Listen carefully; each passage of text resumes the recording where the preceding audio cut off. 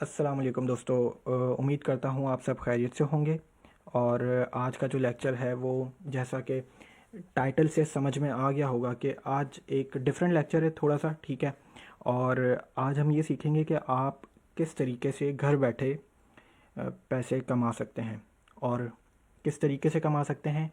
और ये जो कॉन्सेप्ट है ये डिसेंट्रलाइज्ड फाइनेंस, आपने नाम सुना होगा। जो जो लोग क्रिप्टो की ट्रेडिंग करते हैं, ठीक है, तो वो ये ज़रूर डेफी जो है उसे जानते होंगे। तो ये उसी का ही कॉन्सेप्ट है कि किस तरीके से आप लिक्विडिटी प्रोवाइडर्स बन सकते हैं। और ये क्या चीज़ है लिक्विडिटी प्रोवाइडर्स, कहते हैं किसे, अभी बिल्कुल हम सीखेंगे, ठीक है।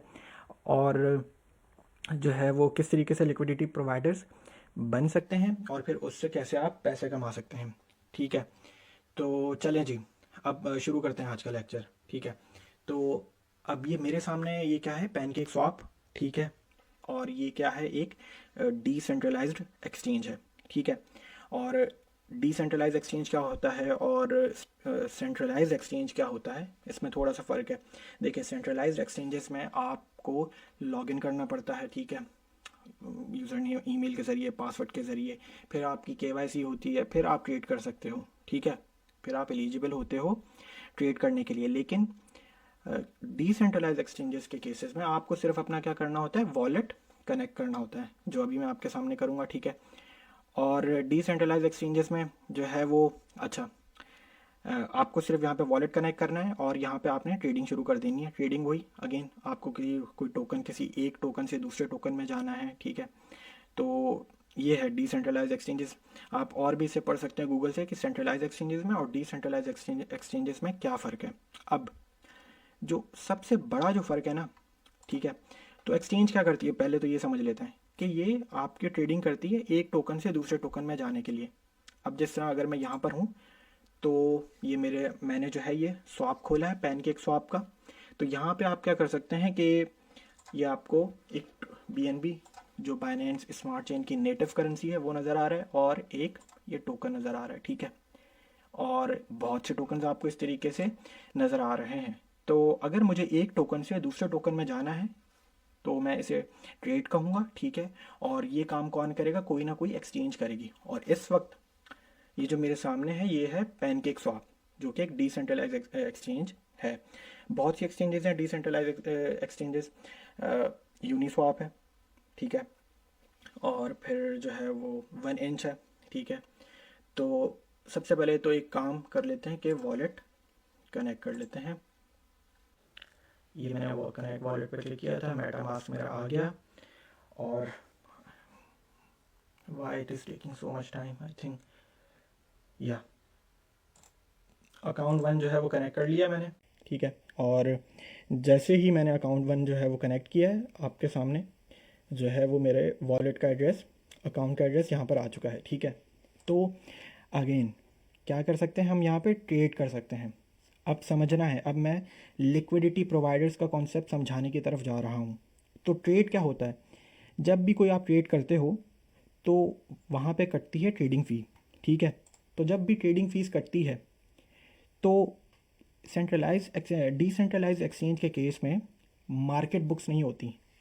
सेंट्रलाइज एक्सचेंजेस के केस में आपने देखा होगा कि वहाँ पे बायर्स और सेलर्स के ऑर्डर्स लगे हुए होते हैं।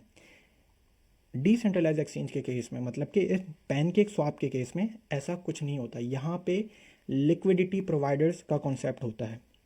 तो मतलब कि जब भी यहाँ पे कोई ट्रेड होगी, एक टोकन से दूसरे टोकन में मैं स्वैप करूँगा, तो वो जो ट्रांजैक्शन फ़ी होगी वो लिक्विडिटी प्रोवाइडर्स को जाएगी। तो ये पूरा कॉन्सेप्ट है कि जब वो फीस लिक्विडिटी प्रोवाइडर्स को जाती है तो आप पैसा कमा, अब लिक्विड आप पैसा कमाते हो, ठीक है, जो जो लिक्विडिटी प्रोवाइडर्स होते हैं। अब कैसे जो है वो लिक्विडिटी प्रोवाइडर्स बना जा सकता है वो समझाएंगे, और वो आज हम करेंगे भी, ठीक है। समझ में आ गई कि जब भी कोई ट्रेडिंग होगी डिसेंट्रलाइज एक्सचेंजेस के केस में, उसकी जो ट्रांजैक्शन फ़ी होगी वो लिक्विडिटी प्रोवाइडर्स को जाएगी, ठीक है। तो अच्छा, अब सवाल यह है कि कितना अर्न कर सकता है एक लिक्विडिटी प्रोवाइडर, ठीक है। तो सबसे पहले अगेन हम एक काम कर लेते हैं, इन्फो पे चले आते हैं, ठीक है, बिल्कुल।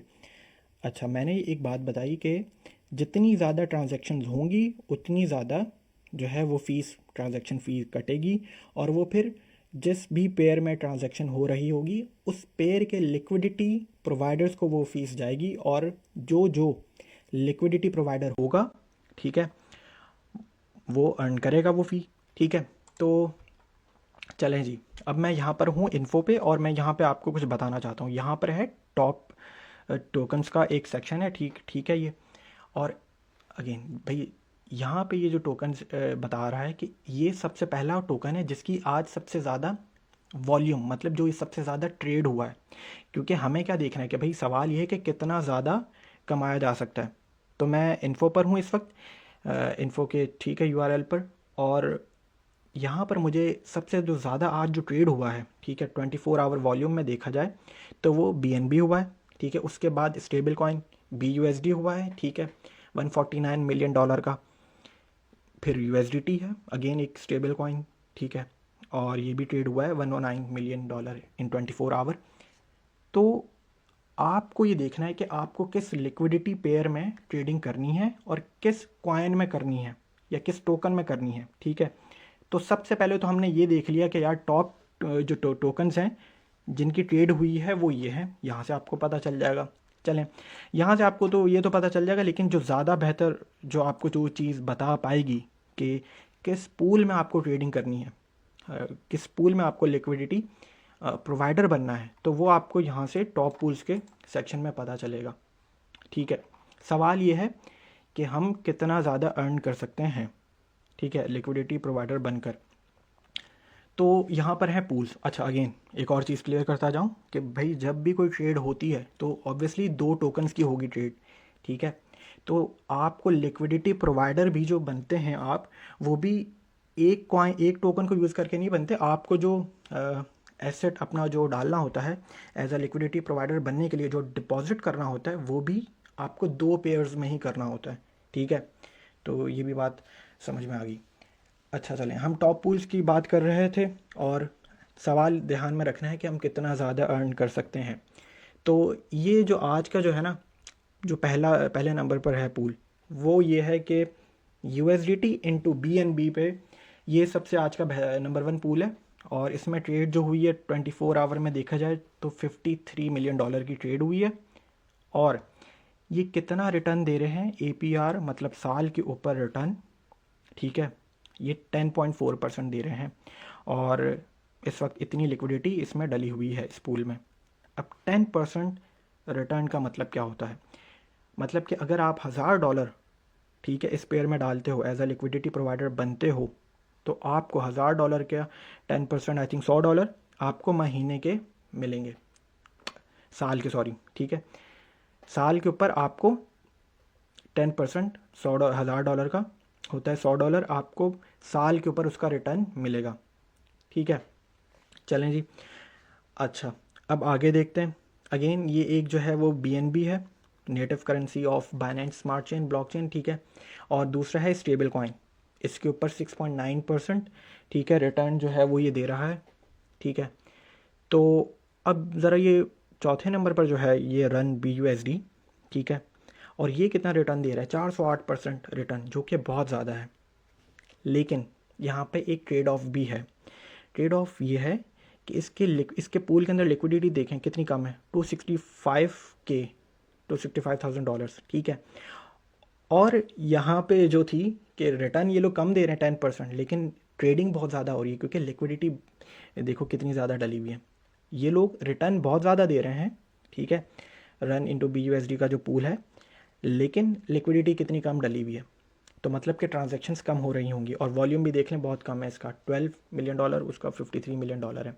ठीक है, तो अच्छा, अब अगेन ये कौन थोड़ा आहिस्ता आहिस्ता चीज़ों को ग्रैब करने की कोशिश करें। अभी हमें जो हमने क्या सीखा कि भाई किस तरीके से आपने पूल्स कैसे सेलेक्ट करने हैं और उसका रिटर्न देखना है। लेकिन यहाँ पे ट्रेड ऑफ अभी जो है वो चीज़ मैंने एक समझाई कि भाई ठीक है, यहाँ पे रिटर्न बहुत ज़्यादा है, यहाँ पे रिटर्न बहुत कम है, यहाँ पे बहुत ज़्यादा है रिटर्न, ठीक है, लेकिन पूल भी बहुत छोटा है। ठीक है, तो ट्रेड ऑफ हो रहा है। फिर एक और इम्पॉर्टेंट चीज़ जो अब मैं बताने लगा हूँ, वो होते हैं रिस्क फैक्टर्स भी होते हैं, ठीक है। वो कैसे, अब ये ज़रा इस पे देखें, 7 नंबर पे जो है वो USDT इंटू BUSD, दोनों क्या हैं, ये स्टेबल कॉइन्स हैं, ठीक है। और पूल भी हालांकि बहुत बड़ा है इनका, लिक्विडिटी पूल देख लें, $273 मिलियन पड़ा हुआ है, ठीक है, एज अ लिक्विडिटी प्रोवाइडर्स हैं इसमें। और 2.28% जो कि बहुत कम रिटर्न है। तो ऐसा क्यों, हालांकि मतलब ये पूल क्यों इसमें जो है वो रिटर्न 10% दे रहा है और ये वाला पूल जो है ये 2.28% दे रहा है, रिटर्न बहुत कम दे रहा है।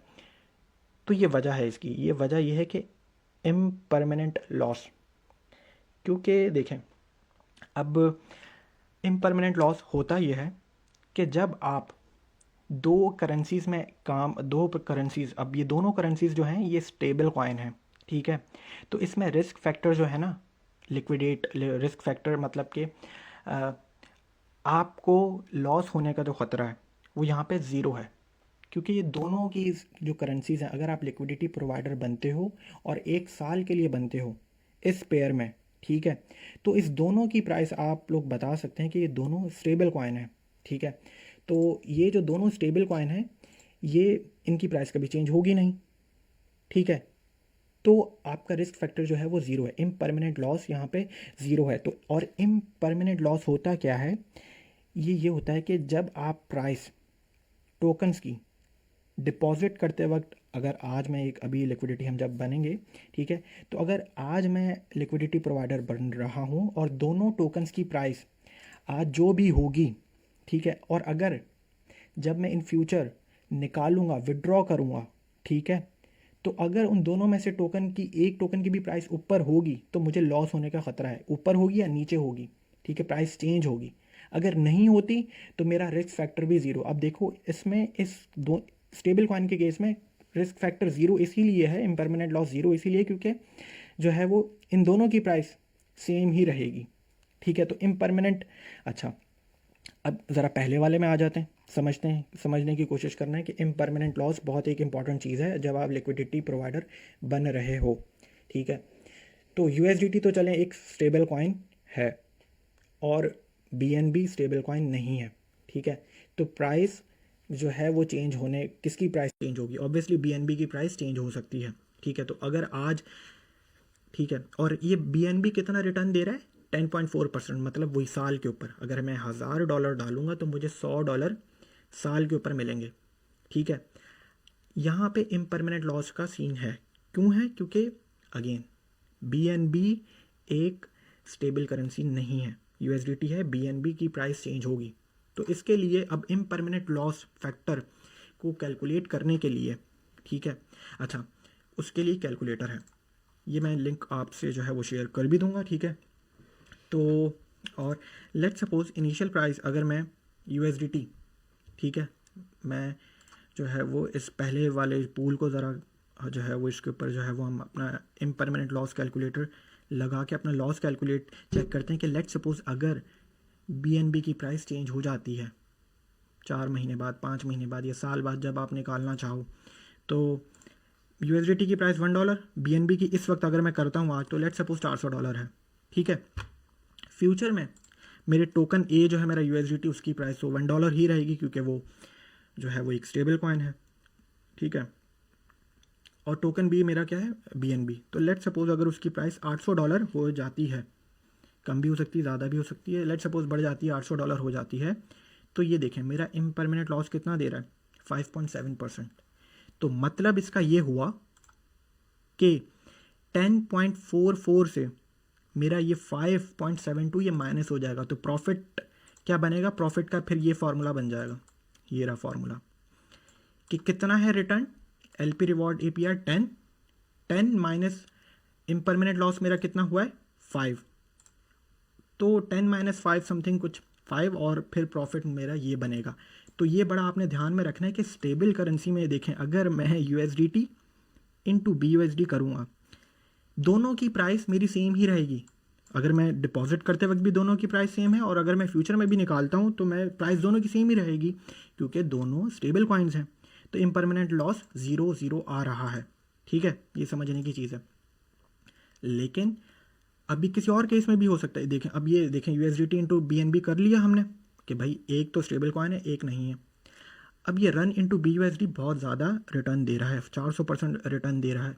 लेकिन अगेन अगर BUSD तो चले $1 है, आई थिंक रन की प्राइस मुझे मालूम नहीं है, ये शायद कोई नया टोकन ही है, ठीक है। तो आपको इम्परमानेंट लॉस फैक्टर बहुत अच्छे से समझना है कि स्टेबल इम्परमानेंट लॉस बेसिकली होता ही यही है कि it happens when the price of your tokens changes compare to when you deposited them in the pool, ठीक है। तो इससे आप खुद भी गूगल पे भी पढ़िएगा, तो सिंपल सा फॉर्मूला है कि अगर आप सिमिलर करेंसीज में, स्टेबल कॉइन्स में, सिमिलर करेंसी सिमिलर प्राइसेस की टोकन्स में अगर आप लिक्विडिटी प्रोवाइडर बनते हो तो आपको फिक्र नहीं करनी चाहिए इम्परमानेंट लॉस फैक्टर की। हाँ, अगर आप एक ऐसी करेंसी में, ठीक है, जिसकी प्राइस चेंज हो सकती है फ्यूचर में, तो फिर इम्परमानेंट लॉस फैक्टर आपको ध्यान में रखना है, ठीक है। तो हम बात ये कर रहे थे, I just change my browser, ठीक है। और हम बात ये कर रहे थे कि जब भी आप किसी ऐसी करेंसीज़ में लिक्विडिटी प्रोवाइडर बनेंगे जिस करेंसी की प्राइस या जिस टोकन की प्राइस आगे जाके चेंज हो सकती है, चाहे वो ऊपर जा सकती है नीचे जा सकती है, तो फिर आपको इम्परमानेंट लॉस का ख्याल रखना पड़ेगा। और अगेन इम्परमानेंट लॉस का फॉर्मूला क्या होगा, जो भी रिवॉर्ड मिल रहा है उसमें से आप अपना इम्परमानेंट लॉस माइनस करेंगे और वो आपका फिर प्रॉफिट बनेगा। लेकिन जैसा कि मैंने आपको दिखा दिया कि अगर हम USDT इंटू BNB में भी अगर मैं लिक्विडिटी प्रोवाइडर बनता हूँ तो मुझे इतना कोई ख़तरा नहीं होगा। वो कैसे, अभी हमने थोड़ी देर पहले कैलकुलेट किया कि देखें USDT ठीक है, स्टेबल करेंसी है, लेकिन BNB की प्राइस अगर आज 400 है, तो अगर वो $800 भी होती है तो मेरा इम्परमानेंट लॉस 5% बन रहा था। तो स्टिल कि हमारा 10% जो है वो इस वक्त रिवॉर्ड है, तो अगर 5% चला भी जाता है तो still we are in profit. So like we can say that the more stable the pair the less risk you have, ठीक है। तो चलें जी, अब आगे ये काम करते हैं कि हम जो है वो लिक्विडिटी जो है वो ऐड करते हैं किसी एक पेयर में। आपको समझ में आ चुका है, मैं जिस पेयर में जो लिक्विडिटी ऐड करूँगा वो स्टेबल, आपको करने का तरीका सब में एक ही होगा, ठीक है। और मैं बस जो है वो USDT इंटू BUSD में करूँगा, और इस वक्त जो है वो इसका रिवॉर्ड है 2%, मतलब साल के ऊपर 2%, ठीक है। और जिस तरह यहाँ पर अगर इस पेयर की बात करें तो 592% APR है, बहुत ज़्यादा है, ठीक है। तो इसके ऊपर भी आप इम्परमानेंट लॉस जो है वो कैलकुलेट कर सकते हैं कि देखें BUSD तो ठीक है, एक $1 इसकी प्राइस रहेगी, लेकिन क्या पता आगे जाके अगर रन जो है ये टोकन, अगर इसकी प्राइस जो है वो चेंज हो जाती है या कितने % चेंज होती है, इतना ऊपर चले आता है या इतना नीचे चले आता है, तो आप सिंपल ये जो कैलकुलेटर है लिंक, ठीक है, मैं शेयर कर दूंगा और यहाँ से आप बाकायदा मालूम कर सकते हैं, ठीक है। तो चलें, मुझे USDT इंटू BUSD में लिक्विडिटी ऐड करूँगा मैंने क्लिक किया और अब हम जाएंगे ऐड लिक्विडिटी में, ठीक है। और मेरे मेटामास्क में इस वक्त आई थिंक 200 USDT हैं, तो मैं उसके इक्विवेलेंट 200 BUSD जो है वो करूँगा, ठीक है। कनेक्ट कर लेते हैं वॉलेट अपना, ओके। बैलेंस मेरा 239 था USDT और मैं 200 कर रहा हूँ, ठीक है। और बैलेंस मेरा जो BUSD में है वो 204 है मेरे वॉलेट में, और ठीक है, तो 200 के इक्विवेलेंट 200 BUSD बना, ठीक है। तो मैं इनेबल करूँगा, इनेबल USDT, और इसमें जो है वो ट्रांजैक्शन फ़ी भी लगेगी, लेकिन बहुत कम होती है, ठीक है, 10 सेंट्स। आप कंफर्म करेंगे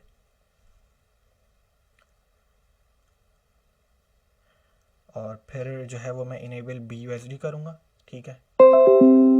चलें जी, एक की कंफर्मेशन हो गई है, फिर जो है वो मैं इनेबल BUSD करूँगा और इसकी भी अप्रूवल होगी, इसमें भी 10 सेंट्स जो है वो ट्रांजैक्शन फ़ी लगेगी।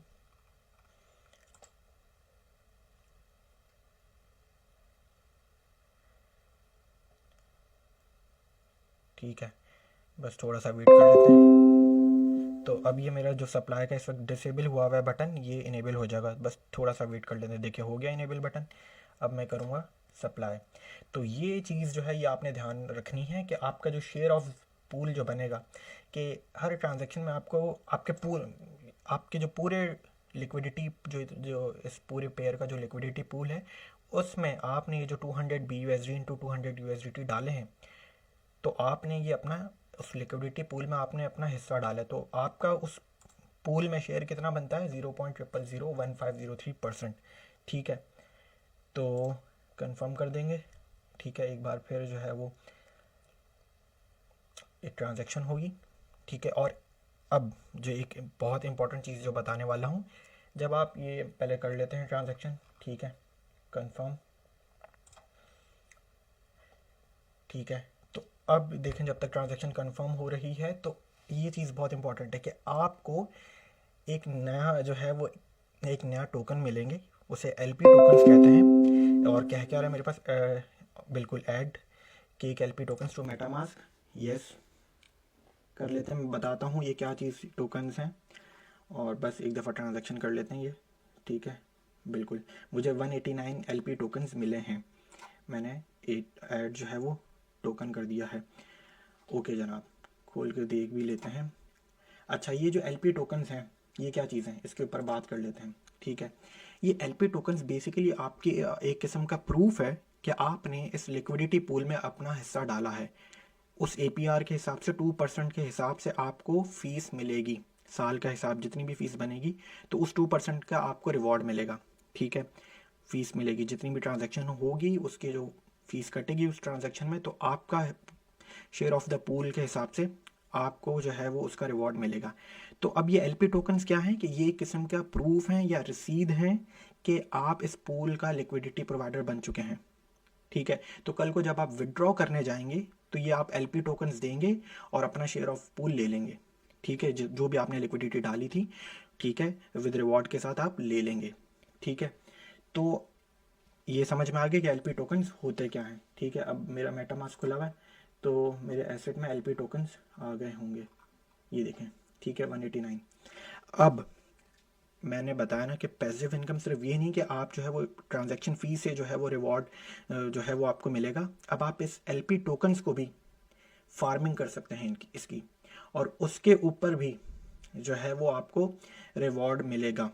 ठीक है, वो कैसे कर सकते हैं, यहाँ पे हम जाएंगे, यहाँ अर्न पे जाएंगे। ठीक है, फार्म्स के ऊपर जाएंगे। ठीक है, और इसको पहले यहाँ पे कर लेते हैं, और फिर यहाँ पे सर्च करेंगे USDT, किस पेयर में हमने किया था लिक्विडिटी डाली थी, USDT इंटू BUSD। ठीक है, कहाँ पर है, ये रहा।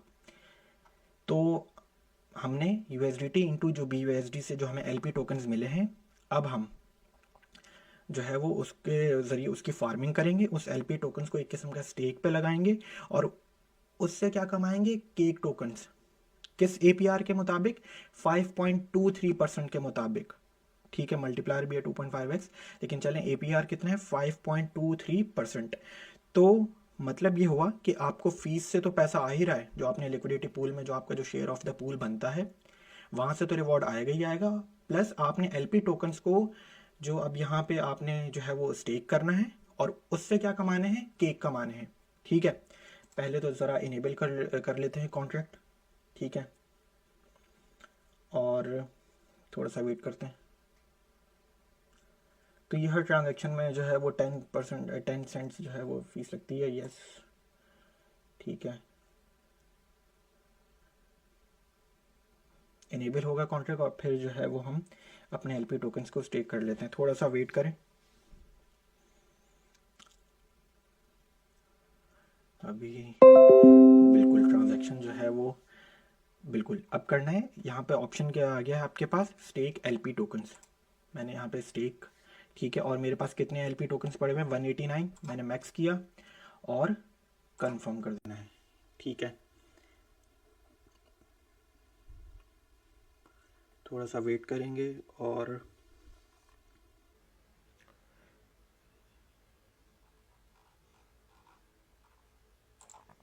कंफर्म कर दिया ट्रांजैक्शन को।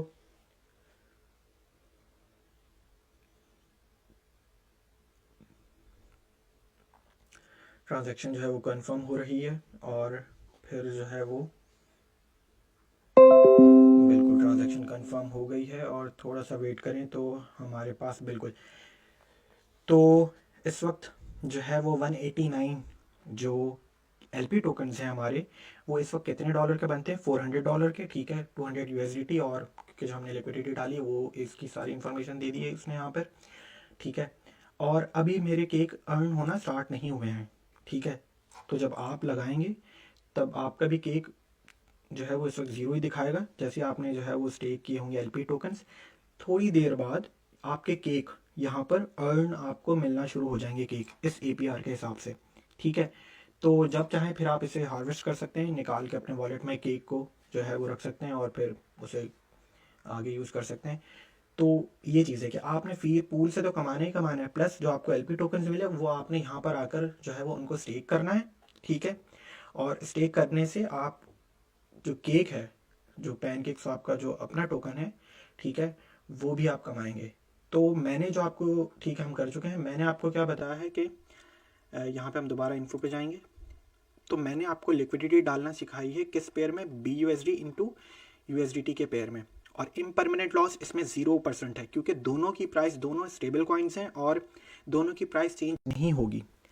तो ठीक है, अब आप किसी भी टोकन्स में देखिए, क्योंकि इसका APR देखा जाए तो पूल का जो रिवॉर्ड मिलेगा वो साल पे 2% है, जो कि बहुत कम है। आप इसके ऊपर ट्राई करें, रन इंटू BUSD, और फिर ये कैलकुलेटर है, BUSD की प्राइस तो चेंज नहीं होगी। अगर रन की प्राइस चेंज हो भी जाती है तो आज देखें कि भाई अगर इनिशियल प्राइस क्या है रन की, और BUSD की होगी 1 इनिशियल प्राइस, चेक फिर फ्यूचर में क्या हो सकती है रन की प्राइस, ठीक है। अगर वो 2 महीने के लिए आप करते हैं या 1 महीने के हिसाब से कैलकुलेट करते हैं तो ये आपको कैलकुलेटर बाकायदा बता देगा। तो ठीक है, इस तरीके से लिक्विडिटी डालना है। हमने हर चीज़ पढ़ ली आज के जो हमने लेक्चर में कवर करना था, ठीक है। लिक्विडिटी पूल्स क्या होते हैं, ठीक है, इम्परमानेंट लॉस क्या होता है, एलपी टोकन्स क्या होते हैं, ठीक है। तो इस तरीके से आप जो है वो अपनी जो है वो पैसिव इनकम एक कमा सकते हैं, ठीक है। तो बाकी जो है वो बाकी बातें फिर एक नेक्स्ट लेक्चर में करेंगे। तो इस लेक्चर को यहीं पर ख़त्म करते हैं। अपना ख्याल रखें, ठीक है, और अल्लाह हाफ़िज़।